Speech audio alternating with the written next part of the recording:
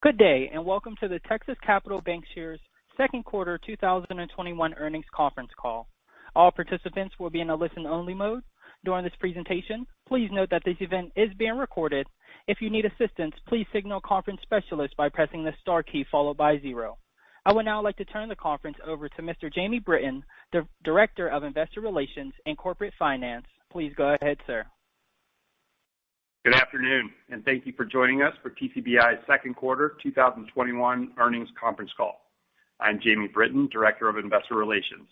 Before we begin, please be aware this call will include forward-looking statements that are based on our current expectations of future results or events. Forward-looking statements are subject to both known and unknown risks and uncertainties that could cause actual results to differ materially from these statements. Our forward-looking statements are as of the date of this call, and we do not assume any obligation to update or revise them. Statements made on this call should be considered together with the cautionary statements and other information contained in today's earnings release, our most recent annual report on Form 10-K, and subsequent filings with the SEC. We will refer to slides during today's presentation, which can be found along with the press release in the Investor Relations section of our website at texascapitalbank.com. Our speakers for the call today are Rob Holmes, President and CEO, and Julie Anderson, CFO. At the conclusion of our prepared remarks, our operator will facilitate a Q&A session. And now, I'll turn the call over to Rob for opening remarks. Rob? Thank you, Jamie, and thanks everyone for joining us today to discuss what we believe was another solid quarter. Following my remarks, Julie will walk us through the quarter's detailed financial performance. But first, I'd like to talk about the current state of the bank, the journey we are on, and our continued areas of focus. We are working intently to build something special in the best market with a team we strongly believe in. Last quarter, we communicated several commitments to you, and I am happy to report that we delivered on all of them. Number one, we announced we would begin transitioning correspondent lending activities to PHH and divest our MSR portfolio. As you can see, both actions have been taken, and those processes are nearing completion. We said, based on our go-forward conservative approach, we would continue to strengthen our capital position. Our sub-debt transactions this quarter, coupled with our first quarter transactions, result in the strongest capital position in the history of the bank. Number three, we promised to slowly and smartly make progress on our excess liquidity and resume our investment portfolio build, which, as you can see from the balance sheet, we executed. Number four, we communicated credit would remain benign in the short term. All the metrics continue to improve, and we continue to have confidence in the portfolio's performance overall. Number five, when announcing the mortgage warehouse credit risk transfer transaction, we said we had multiple levers we could utilize in mortgage to better support our current clients and introduce our best-in-class platform to new ones. We executed a number of those as material declines and refinance volume came to fruition, and we are now better positioned going into the third quarter. In fact, we gained market share in the back half of the second quarter. And lastly, we said we'd begin reinvesting in talent. I could not be more excited with the team that we have and the team we are building. Just last week, we onboarded the largest number of new employees ever. We are establishing a culture of clear communication, transparency, and accountability.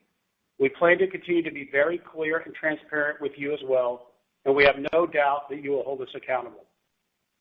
As you can tell, we are focused on enhancing a strong foundation from which we will move forward. Now I'd like to provide more color and go deeper on the details of actions taken.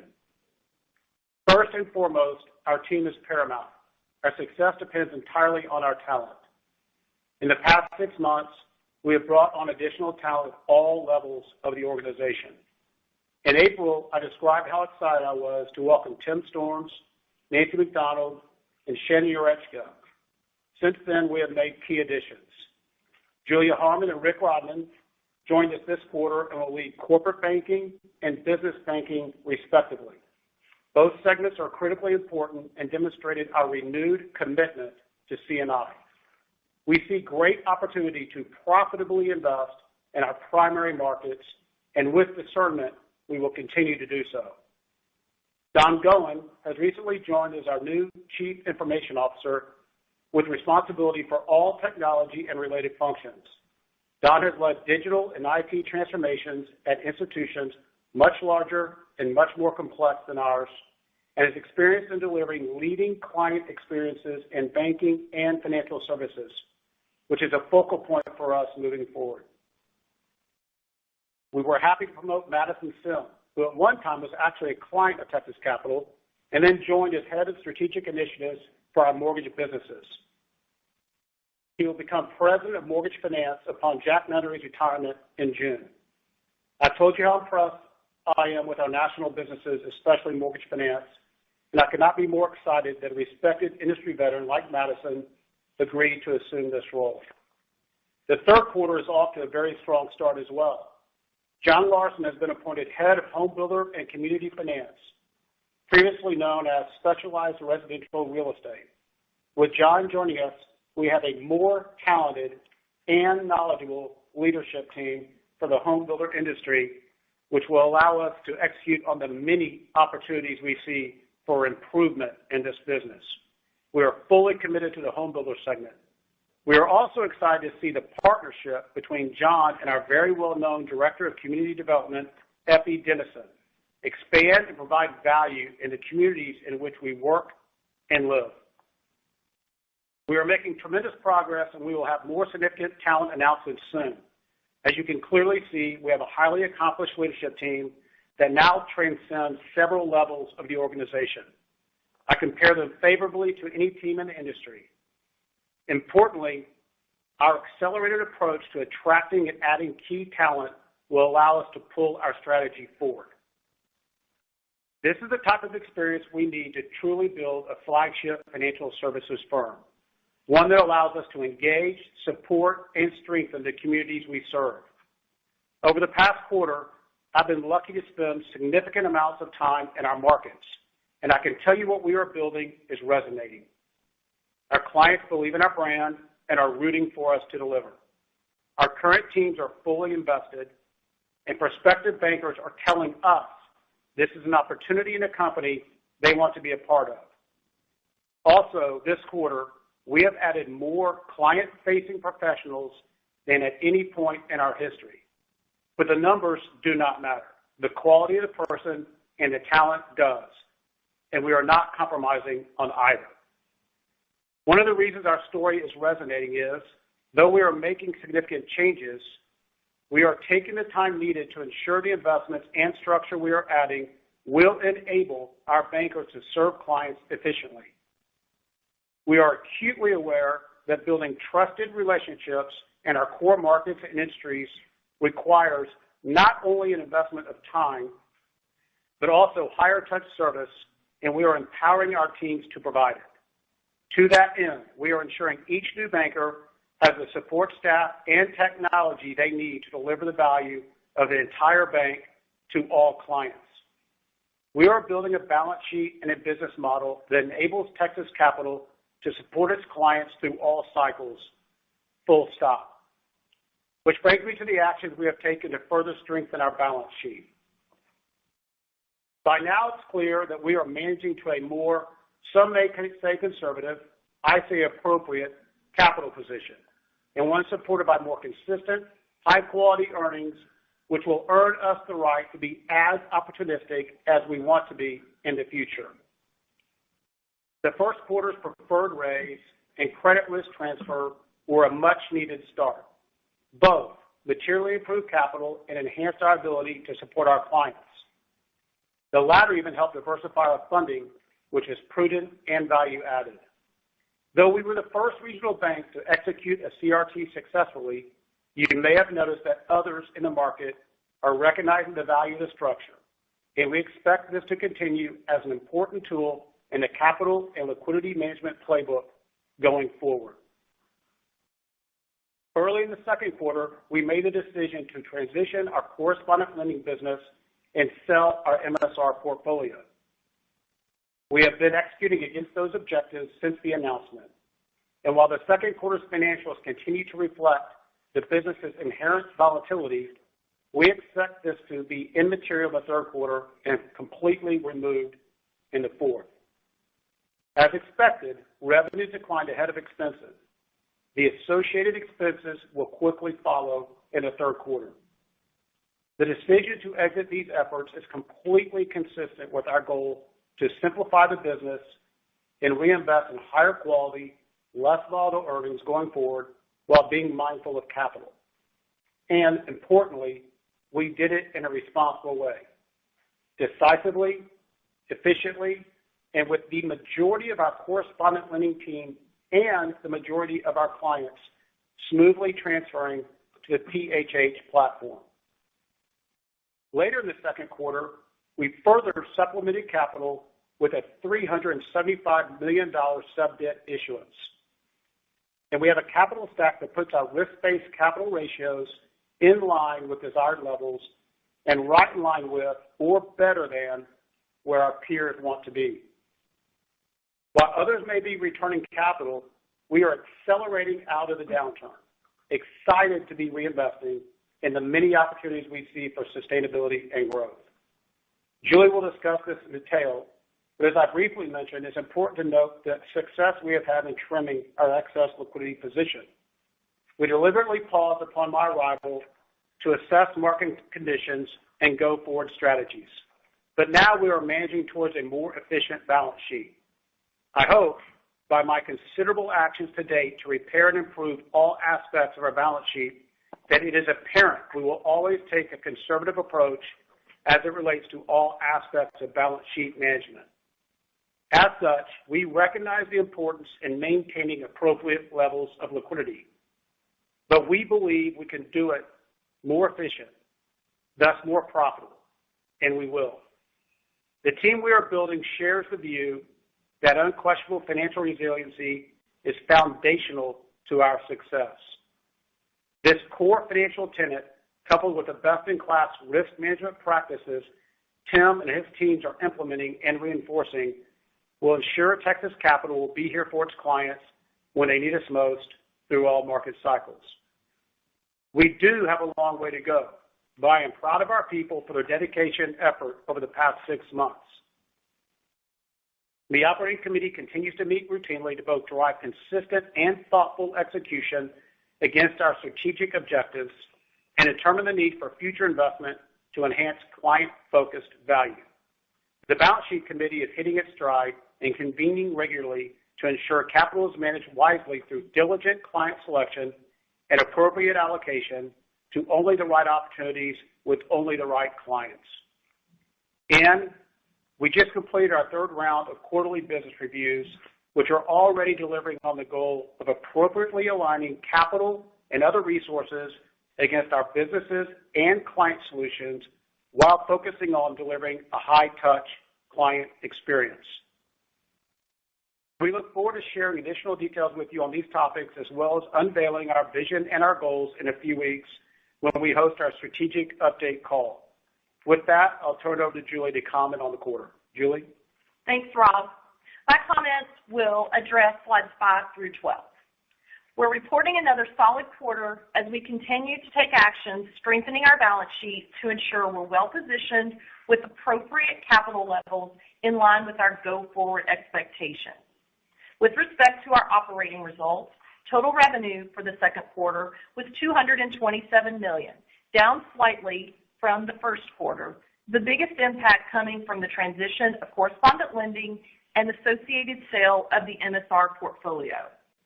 Net of PPP, we saw growth in the core LHI portfolio and see momentum going into the third quarter. Our non-interest expense was flat linked quarter with a full quarter of expenses related to correspondent lending as we transitioned the business and closed the MSR sale. For a second consecutive quarter, we recorded a negative provision as economic conditions continued to improve and our non-performing as well as criticized levels came down. While confident about the quality of the portfolio, we continue to be cautious and conservative in our evaluation of future economic conditions. And we continually refresh that view, paying particular attention this quarter to specific factors such as the ongoing benefits from stimulus, the Delta variant, inflation, and continued supply chain challenges. There were a few noteworthy items for the quarter I want to highlight. Loan fees, excluding PPP fees, increased from first quarter levels, and we've included additional detail which will be helpful to understand the context and fluctuations in core loan yields as the result of the fees. The current quarter's fees are higher than normalized levels, consistent with client and business activity. PPP fees were up in the second quarter, and while PPP fees yet to be earned total $8 million, those will mostly be earned over the next few quarters, so quarterly amounts will be lower going forward. Given the nature of the program and the forgiveness process, the pace remains uncertain, as you can see from our recent results. During the quarter, we closed on the sale of the MSR portfolio and worked through the transition process for correspondent lending. The quarterly results include a full quarter of the business expenses, but lower revenues than prior quarters as expected. Third quarter results will have a few lingering expenses as we finalize the actual transfer of the servicing assets. As Rob mentioned, we executed on the issuance of a $375 million sub-debt during the quarter following a successful perpetual preferred issuance and CRT transaction in the first quarter. The result of these actions leaves us with capital levels that are consistent with our go-forward expectations. With the timing of the issuances and subsequent redemptions of higher-priced debt, there was about $2 million in excess interest and dividend costs in the second quarter, and another $2 million of unamortized debt issuance costs that was recognized through non-interest expense upon redemption. End of quarter liquidity levels were down over $4 billion compared to the end of March as we more aggressively exited certain higher cost index deposits. Even with the Fed's recent decision to increase interest on excess reserves to 15 basis points, these deposits were in a negative spread situation, so that will translate into improved revenue in future quarters. Today, we have greater discipline on optimizing rates toward appropriate market levels, and each relationship is being evaluated for broader opportunities. We're comfortable with the current investment portfolio level, and in the near term, purchases will replace runoff to maintain the current level. No meaningful net increase in balances is expected. Liquidity is, as Rob mentioned, a core tenet of financial resiliency and will remain a primary focus going forward. Our credit trends continue to improve. Net charge-offs for the quarter were slightly over $2 million, and non-accruals continued to decrease from levels experienced last year. In fact, this was the sixth consecutive quarter of improved non-accrual levels. Despite the improving economic outlook and underlying credit fundamentals, we remain disciplined and conservative with a substantial reserve built over the last 18 months. While we had another quarter of negative provision, our allowance for credit losses on loans, excluding mortgage finance, is 1.46%, up from 1.18% at the end of Q4 2019 and 1.24% on day one of CECL. While we're still carrying reserves at a higher rate than day one CECL, we note that the ratio is normalizing from its Q3 2020 high of 1.84% as we evidence improvements in the level and composition of criticized. ACL currently represents 2.6 times non-accrual loans, and the ratio has increased for the past 5 quarters. Total criticized loans were down this quarter and included some meaningful payoffs at par in CRE, specifically in hospitality. Average LHI, excluding mortgage finance, was down on a linked quarter basis, but after netting out the reduction from PPP forgiveness, we actually had net growth in loans, excluding mortgage finance. Utilization remains low, but we're seeing positive momentum with our increased and more disciplined calling efforts. Core loan yields continue to hold up and loan spreads improved slightly as a result of continued funding cost improvement and growth in non-interest-bearing deposits. In addition, though volumes strengthened as the quarter progressed, we experienced lower mortgage finance volumes in the early months of Q2 as refinance volumes came down.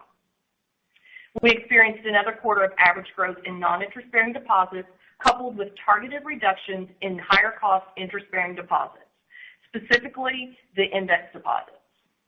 We will continue to actively manage the portfolio mix and focus on growth in treasury relationships, which is a longer sell cycle, but will drive more operating deposits as well as fee income over time. Now moving on to NIM and net interest income. Our net interest income was down with normalization in the refinance market, but the impact was somewhat offset by higher fees, both in core loan fees as well as PPP fees. NIM was up slightly as targeted reductions in some of the higher priced index deposits allowed us to remove some of our lower yielding earning assets. Most of that occurred later in the quarter, so additional improvement will show up in the third quarter results.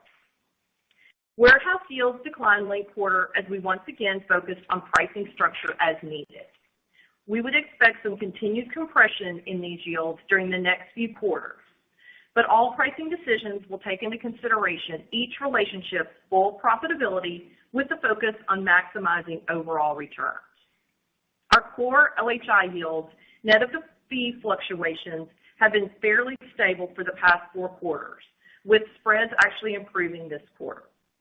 The loan floors continue to provide relief, even if at the expense of near-term asset sensitivity. Our second quarter non-interest income level was consistent with expectations for lower mortgage finance volumes as well as for the transition of correspondent lending. Our continued focus on optimizing treasury pricing and relationship profitability benefited our deposit service charge income, which was consistent with the higher level experienced in the first quarter. With new treasury officers and more deliberate calling, we're getting more touches with clients and prospects. As we know, the treasury sales cycle is longer, but momentum is positive and gaining traction. Additionally, positive trends in wealth management fees continue with organic growth, not just positive market movement. Our total non-interest expense for the quarter was consistent with the first quarter levels. The quarter included correspondent lending expenses through the end of June. Third quarter will have only a few carryover expenses as the servicing transfer is completed. We continue to have success in hiring bankers as well as other targeted hires. We look forward to giving more detail on our long-term strategy call, which is scheduled for September the 1st, and will include guidance on the pace of these investments. Everything that we're doing is aligned with our strategic priorities, so we believe it is important to effectively communicate our deliberate approach and our commitment to execution and accountability in everything we do. And now we'll turn it over to the operator for Q&A. Thank you. To ask a question, please press star then 1 on your touch-tone phone. If you're using a speakerphone, please pick up your handset before pressing the keys. To withdraw your question, please press star then 2. And at this time, we'll pause momentarily to assemble our roster.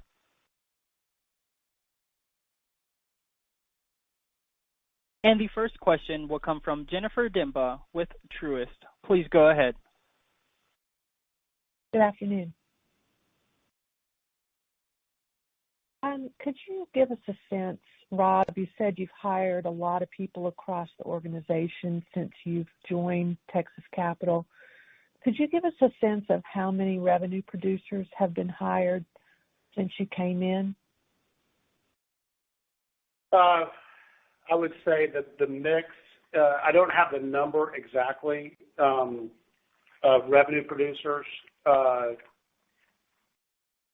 would say if you told me the mix, it would be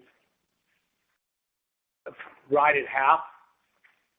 We are very conscious of this, Jennifer. When I got here, we did not have the right mix of back office and revenue producers, and we're coming at that in 2 ways. One is having a strategy, a clear strategy that we'll talk about, and we're matching those revenue producers to the longer-term strategy that we'll announce September 1st.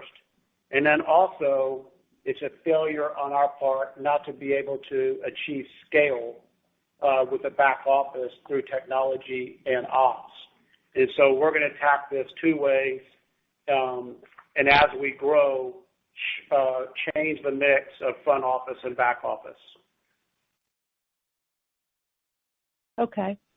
And can you give us a sense of your lending pipeline today versus what it was maybe a few months ago? We're just trying to get a sense of what kind of momentum we're seeing in terms of loan demand. I would say that we, as Julie said, excluding PPP, our loan volumes went up just barely, slightly, basically stable.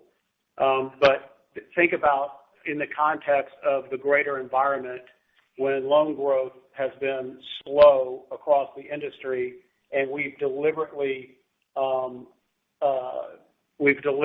exited certain names and reduced exposures over the last, say, 24 months due to the problems that we had. So I'd say the loan growth is actually pretty good. But remember, we're really focused on relationships, best-in-class management teams, and companies, and not loan growth. And so over time, you'll see that be a focus. We'll talk more about that. Okay, one more question. You said that most of the expenses from correspondent lending and the MSR portfolio would come out in the third quarter. Julie, can you give us a sense of what that expense rate might look like, run rate might look like in third quarter versus second? Yeah, Jennifer, I mean, I think there's still just some leftover expenses as we transfer the servicing and a few. I mean, I think probably, I don't know, $4 or $5 million in expenses in the third quarter, as opposed to second quarter when we had a full quarter of everything. So okay, it will be nominal. There will be nominal income impact and nominal expense impact in the third quarter. Okay, but you think expenses will be down $4 or $5 million sequentially? I think in the third quarter, I think the expenses related to correspondent are probably $5 million. Okay. Thank you. The next question will come from Peter Winter with Wedbush. Please go ahead. Hi. I was wondering, Julie, if you could just talk about net interest income. It came in lower than I was expecting for this quarter. Could you just give some guidance that maybe the second quarter is the bottom for net interest income? Just looking out a little bit directionally in the third quarter. So Peter, I would tell you, we're always focused on net interest income, but I guess predicting net interest income in the third and the fourth quarter is really not the focus. The focus is, everything that we're doing is to position us for sustainable, more predictable earnings going forward. So there can be some fluctuations when you have seasonality with mortgage finance. I think in the core book, obviously, like what I said in the commentary and Rob mentioned, we're getting traction. There's pipeline activity. Mortgage finance in the second quarter as refinance volumes came down. We saw our numbers come down at the beginning of the quarter, but they came up later in the quarter. I think third quarter we'll have a good mortgage finance quarter. In fourth quarter, will we see some seasonality? Maybe. So, I think that net interest income for the long term is what we're focused on, and so there could still be a few fluctuations in the next couple of quarters, if that's fair. Okay. Thanks. And then, Rob, a question for you. I wanted to ask, you had put in an application to convert to a Texas state chartered bank. And I was just wondering, what's the rationale for doing that and some of the advantages for doing that? So we were actually an outlier. It seems odd, I guess, on the surface that being the size that we are, if you're not familiar with this discussion, that this may be an interesting move. But the fact of the matter is, we were the largest bank in Texas that wasn't a state chartered bank. So if you go look at the largest banks in Texas, we're the only one that wasn't. So it's consistent with what others do, and the state charter does not hinder us in any way to do any type of business or product in any other state. It's consistent with our desire to become more relevant with our vendors. We're more relevant with our regulators, and we believe having our primary Texas focus and doing business in this market, it was the appropriate thing to do. Got it. Thanks for taking my questions.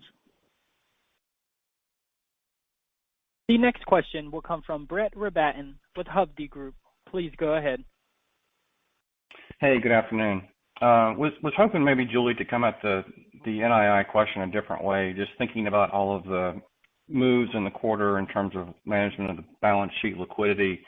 Can you maybe give us an idea of, from a basis point perspective, what you think the margin could trend towards with the actions you took in 2Q?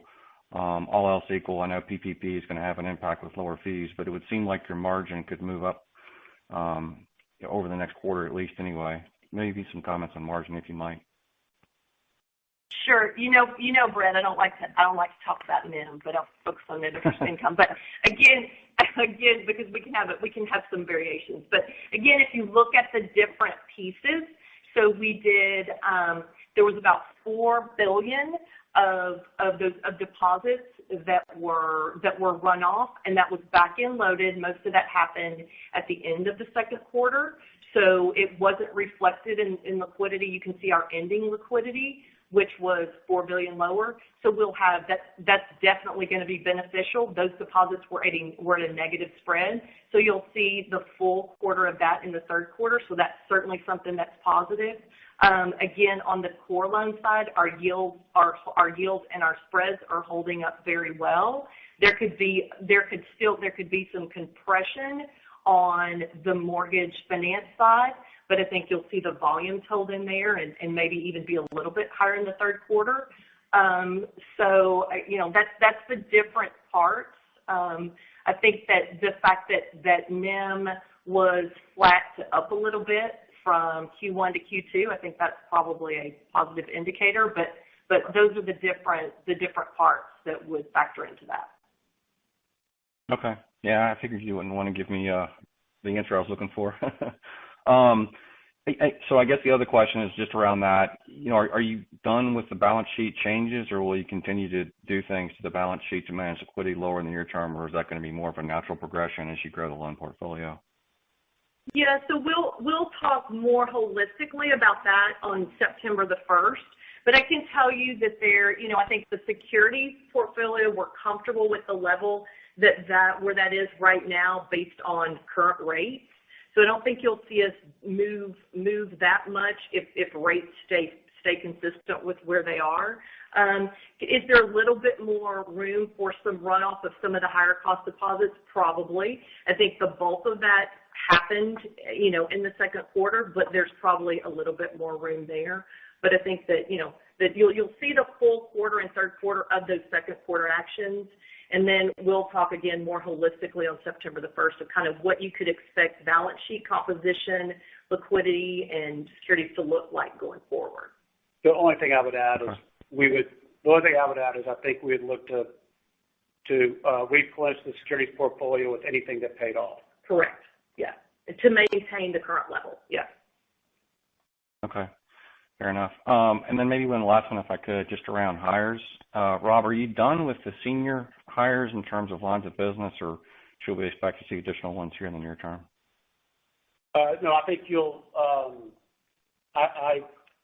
I think in the next month you'll have two very significant hires for the firm, both at the operating committee level, and look forward to sharing that with you, and it's part of the strategy as well. Okay. Thanks. Appreciate the color.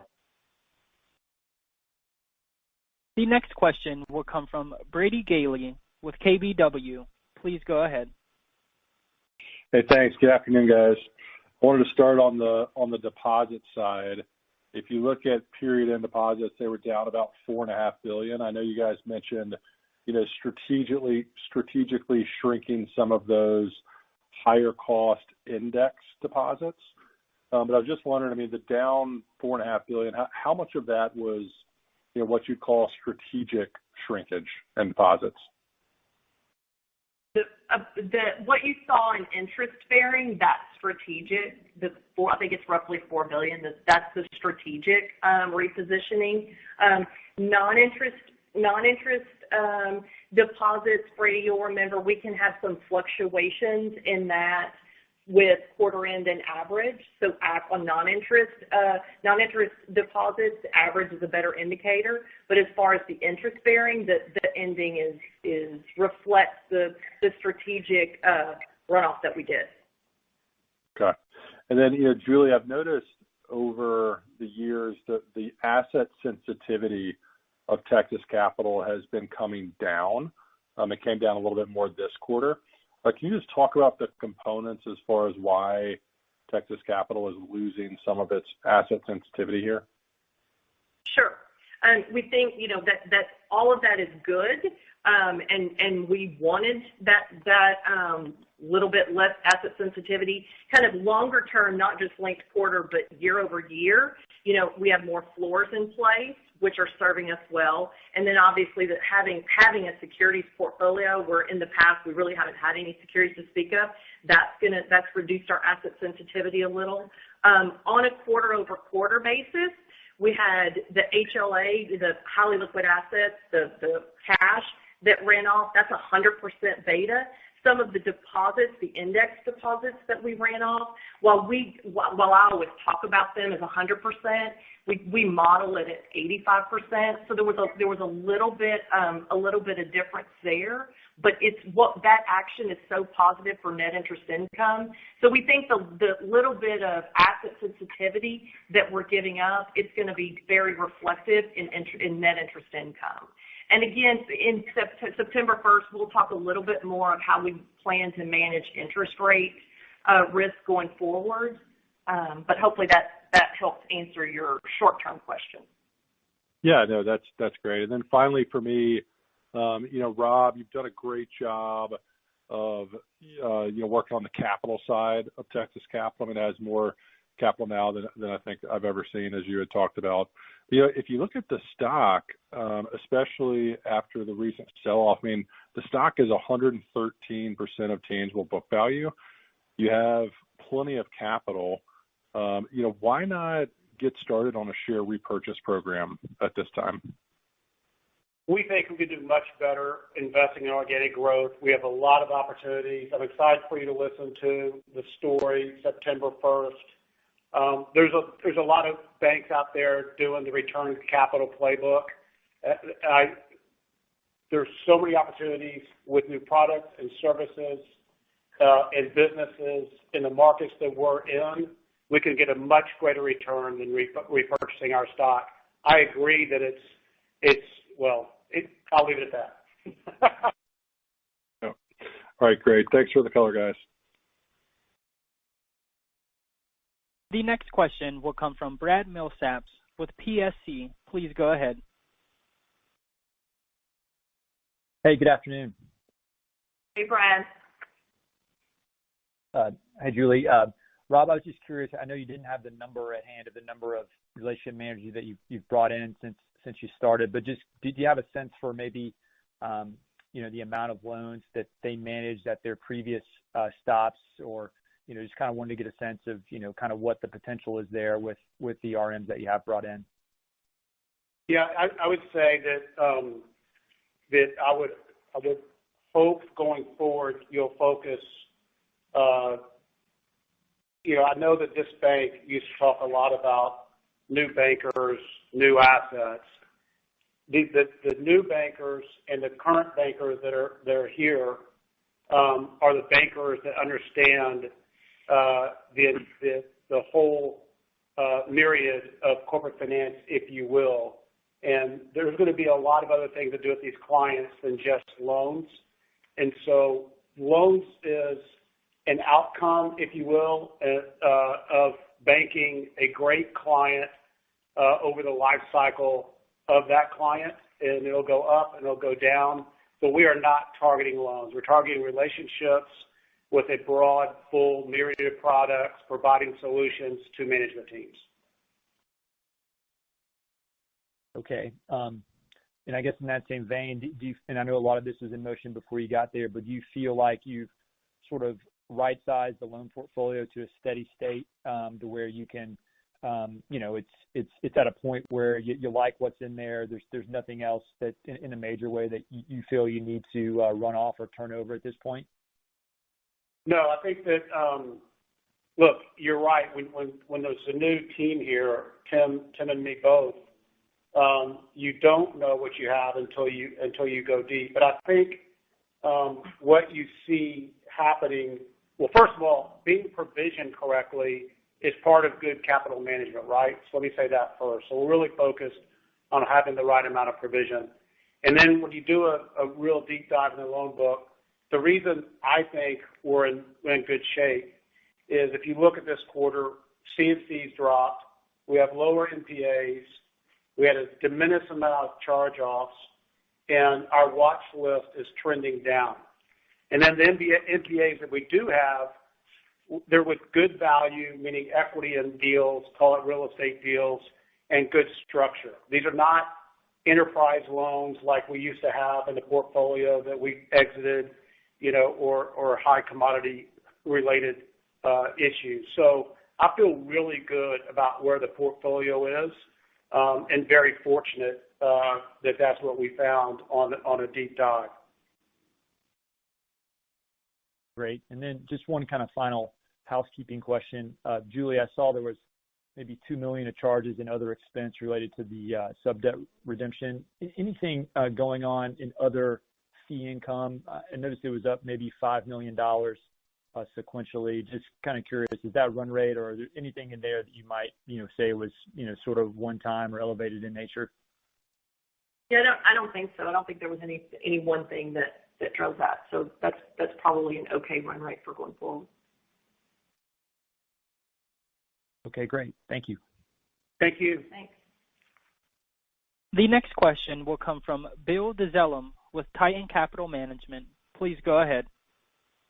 Thank you. I was hoping that you would dive into more detail behind your reference to the second half of the quarter saw business strength building, and as part of your answer, is this a function of your internal initiatives that are gaining traction, or would you say it's more a function of just the general economic strength that is in your market? I would say the business initiatives that we're employing are going to take a long time to take effect. We're very happy with the progress. But remember, we haven't even rolled out our strategy and announced the rest of our leadership team.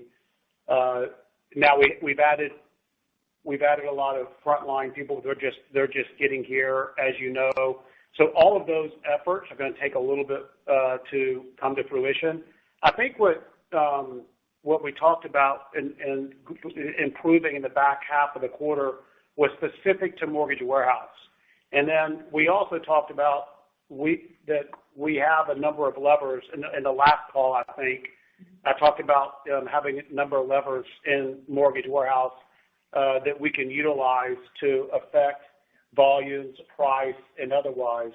And when we realized that we were decisive in taking action to mitigate. I mean, refi volumes have come down to kind of a normalized level, I guess, by June of 16 to 19. And they weren't quite there yet in the second quarter, but they started going there. So that trend line continued. And now we're at a normalized level in the sector for refi business. So when those volumes went down by that much, we did take action, and we saw new clients. We saw increased volume with old clients, and we did other things that really helped fund the warehouse, and that's what we meant about back half performance in the quarter. Thank you, Rob. You bet. The next question will come from Anthony Elian with J.P. Morgan. Please go ahead. Hi, everyone. Rob, I want to start on the new revenue producers that you talked about. can you give us more detail on how you recruit these professionals? Do they find you, or do you reach out to them? And do you think you can keep up the strong pace of hiring from here? So, it's a great question. So it's really great to see. So when you hire somebody on the leadership team that's new or a level or two down and they're really good, they usually bring talent with them. So people are coming with the new people that we hire. We actually had one banker drive up here from a market last week, literally asked for a job. I want to be a part of this team. I've seen who you've hired. And we had extensive conversations over the weekend, and guess what? He accepted today. So we're seeing a really good momentum in the market. We're being very discerning that the people that we brought in are attracting other people, which is making it easier than I would have thought. It started slow, but as other people and talent came, we've gotten a lot of momentum. So I'm not naive. I think it'll be very hard. We're competing against the best financial institutions out there. We have people coming from other states moving to Texas. Think somebody that went to a Texas university and graduated and went somewhere else to work. We've seen that dynamic come to play. But there is a war for talent that is brutal, but we're having success. Thank you. And Julie, you mentioned that line utilization on the LHI book remains low, but you're seeing positive momentum here. Do you think this could translate into actual loan growth in the back half of this year? Maybe. I mean, again, I think that's longer term, but the momentum is positive. We just haven't seen any meaningful change in the utilizations yet. So more to come on that. Okay, and then finally from me, I know we're still about a month away from your strategic update in September, but I'm curious if you're planning on providing any long-term financial targets or an outlook, just so we can quantify the impact of all the investments and hires you're making, or if it'll primarily be a qualitative update. Thank you. I think that we will. It'll be longer term, and so there'll be, it's just going to be. We want to be credible and accurate when we do provide that. So I think you'll see it, several periods out that we provide that. So we'll tell you what we're going to do, and you can, keep us accountable by certain actions and things that we talk about in the mid periods. But we'll definitely have some financial goals and metrics longer term. Great, thank you. The next question will come from Matt Olney with Stephens. Please go ahead. Yeah, thanks for taking the question. Want to circle back on the warehouse, and I'm looking for a little clarification. Did you call any participations back on the balance sheet in the second quarter? And if so, how much? And then what's the remaining balance of participations off balance sheet as of June 30th? Thanks. Matt, go ahead. We did, and that'll be in the 10Q, which will get filed in the next couple of days. And I think it was about, $400 million or so, that you will see a reduction in actual funded participations from the end of Q1 to the end of Q2. Thanks for that. And Julie, in terms of the timing of that, it sounds like based off the previous commentary, those were maybe called in towards the back of the quarter. And then secondly, what's the appetite to bring back the remaining around $1 billion participations back on balance sheet? What's the appetite for that? I think what you'll see, it's not as simple as bringing participations back on or not. I mean, there's certain comfort levels with certain clients at certain exposures that we may have participations. So it's not like you bring a participation back on or off. It's how you're strategically managing the portfolio with exposures to certain clients where a participation may be prudent or the right answer. And by doing that, you maximize your exposure to the right clients over a portfolio view. So it's not just like bringing them back. It's strategic. The participations we brought back and then put back on we're probably with different clients, if that makes sense. Yeah, I mean, bottom line, Matt, we've always said that we're always going to maintain some level of participations because that's how we manage individual client concentrations. But certainly in times of increased refinance volumes, you can see those overall participations be higher than in a more normalized environment. Okay, thank you. And then, Rob, I think you mentioned the mix shift of the warehouse volumes in recent months between refi and purchase. Any color on what that mix looks like more recently? Thanks.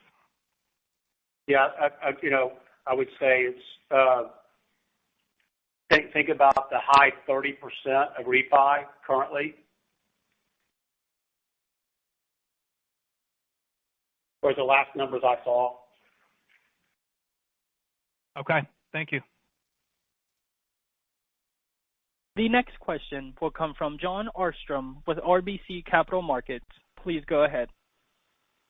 Hey, thanks. Good afternoon. Hey, John. Good afternoon. Hey.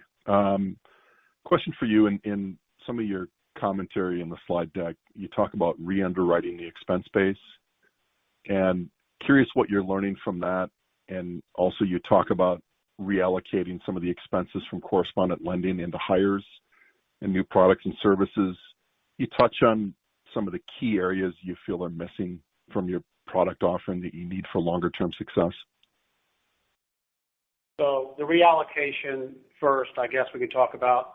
So we hired Don Goen. He's CIO.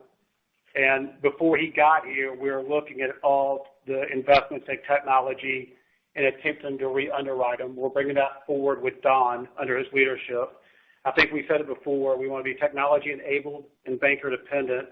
I think Don will tell you the focal point is a client experience and software based and digital every day. We're moving in that direction. That is a greater focus point today than it was historically at this firm. So we are allocating dollars differently in technology. That's one. Two, we had the large amount of expenses associated with correspondent lending that we're taking out of that business, which, as you saw, can be volatile and a more risky business, and attract more capital, and for all the reasons we got out of it, and we're plowing that into C&I and other investments in Frontline. And then we have a whole lot of we're not with the correspondent lending. If you think about it, there's a lot of people that left with that business, which we're very fortunate. And one of the reasons we picked PHH was we could find a home for those people. But that headcount's going back into Frontline of C&I and other products and services. And we'll talk more about the products and services September 1st. Okay. Second question here. I'm guessing hiring some of these people that you've talked about, these new leaders, frees up a bit more of your time. And curious how you're spending time today versus when you started. Would you call yourself on your front foot and your client calling and recruiting new bankers, or are you still spending a lot of time internally? I'm spending a lot of time in all of those areas. I'm not doing a very good job taking much time off. So I would say that the first, several months was really understanding diligence, understanding the loan book, understanding the products, the services, the talent, the processes, the policies, the systems, the technology, where we were in the regulatory environment, and with all the different constituents and how they felt about us, so that we could get a good base to move forward. And then we've spent a lot of time attracting talent, talking to talent at all levels of the organization. As you know, we're supplementing the organization from the top down and the bottom up. We're starting a new junior program next week with 60 new analysts. We've never had a wholesome junior program before. So we're really, really excited about that. And frankly, I've spent time retaining talent as well. We had a lot of talent here that, I needed to go and sit down with and describe the vision and asked them to be a part of it. And really, really happy with the talent that is here as well. And I just don't want to miss that key component. It's not all new people. There's a lot of people here that we're focused on, and I'll continue to do that. And then the one thing that did change is probably about a month ago, or maybe 8 weeks ago, I hit the road, and I've been in all of our markets numerous times, probably more times than the people that work there with me want me to come. But we've been in the markets a lot, and it's been very, very revealing, and we've taken market conversations and feedback from both our clients, prospects, but also our employees, and we're listening and we're making changes to get better. So, and we're getting to be more proactive in the markets, and really excited about that. So I guess I would say if there was any change at all, it'd be more in the market and visible. But there's also the September 1st deadline that we're focused on and making sure we have clarity for each of you. Okay, good. Thank you for the help, and I look forward to that. Thank you. This concludes our question and answer session. I would like to turn the conference back over to President and CEO Rob Holmes for any closing remarks. Well, I would just like to thank everybody for your interest in Texas Capital. We're very appreciative of your time. We're really excited about seeing you September 1st, and stay safe. Thank you for your participation in TCBI's second quarter 2021 earnings conference call. Please direct requests for follow-up questions to Jamie Britton at jamie.britton@texascapitalbank.com. Thank you for your participation again. You may now disconnect.